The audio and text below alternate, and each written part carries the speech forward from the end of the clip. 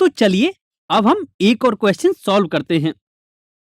And यह question इस प्रकार है कि इसमें हमें एक रैंडम वेरिएबल x के लिए प्रोबेबिलिटी डिस्ट्रीब्यूशन टेबल गिवन है।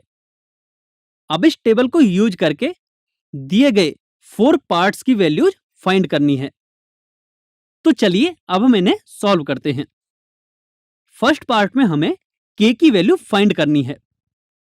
इसके लिए हम जानते हैं कि किसी रैंडम वेरिएबल की प्रोबेबिलिटी डिस्ट्रीब्यूशन में सभी प्रोबेबिलिटीज का सम 1 के इक्वल होना चाहिए।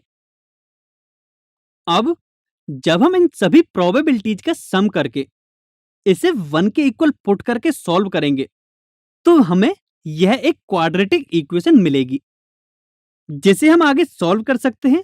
और यहां से हमें k की दो वैल्यूज मिलेंगी, -1 एंड 1/10। अब प्रोबेबिलिटी डिस्ट्रीब्यूशन में देखें तो यदि k की वैल्यू नेगेटिव है तो इसका मतलब यह है कि प्रोबेबिलिटीज की कुछ वैल्यूज नेगेटिव हो जाएंगी जो कि पॉसिबल नहीं है। सो k की वैल्यू हम -1 नहीं ले सकते, अतः हमें k की वैल्यू 1/10 के इक्वल मिलेगी। अब सेकंड में हमें x की वैल्यू 3 से कम होने पर प्रोबेबिलिटी फाइंड करनी है, अर्थात जब x की वैल्यूज 0, 1 एंड 2 हो तब प्रोबेबिलिटी फाइंड करनी है। सो यहां से हम p of x is less than 3 को इसके इक्वल लिख सकते हैं, अर्थात प्रोबेबिलिटी जब x इज इक्वल टू 0 या प्रोबेबिलिटी जब x इज इक्वल टू 1 या फिर प्रोबेबिलिटी जब x इज इक्वल टू 2 हो। अब इन सभी वैल्यूज को सब्स्टिट्यूट करके सॉल्व करने पर हमें इसकी वैल्यू 3k के इक्वल मिलती है। हम ऑलरेडी फाइंड कर चुके हैं कि k की वैल्यू है 1/10।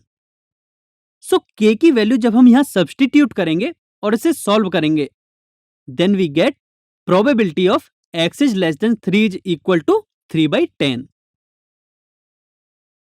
अब यदि हम थर्ड पार्ट की बात करें तो इसमें हमें p of x is greater than 6 की वैल्यू फाइंड करनी है। अब यदि हम टेबल में देखें तो केवल x इज इक्वल टू 7 6 से बड़ा है। So probability of x is greater than 6 probability of x is equal to 7 के इक्वल होगी, जिसकी वैल्यू हमें 7k² प्लस k के इक्वल मिलेगी।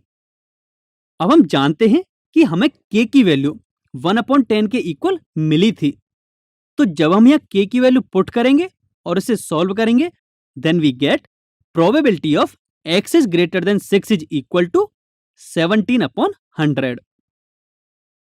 अब हम फोर्थ पार्ट की बात करते हैं जिसमें हमें प्रोबेबिलिटी ऑफ x जहां x 0 से 3 के बीच में है इसकी वैल्यू फाइंड करनी है। यदि हम टेबल में देखें तो x is equal to 1 and 2 0 से 3 के बीच में प्रेजेंट है। सो प्रोबेबिलिटी ऑफ x जहां x 0 से 3 के बीच में है इसके इक्वल होगी। अब इसकी वैल्यू सब्स्टिट्यूट करके सॉल्व करने पर यह हमें 3 into k के इक्वल मिलती है, जिसमें हम k की वैल्यू 1/10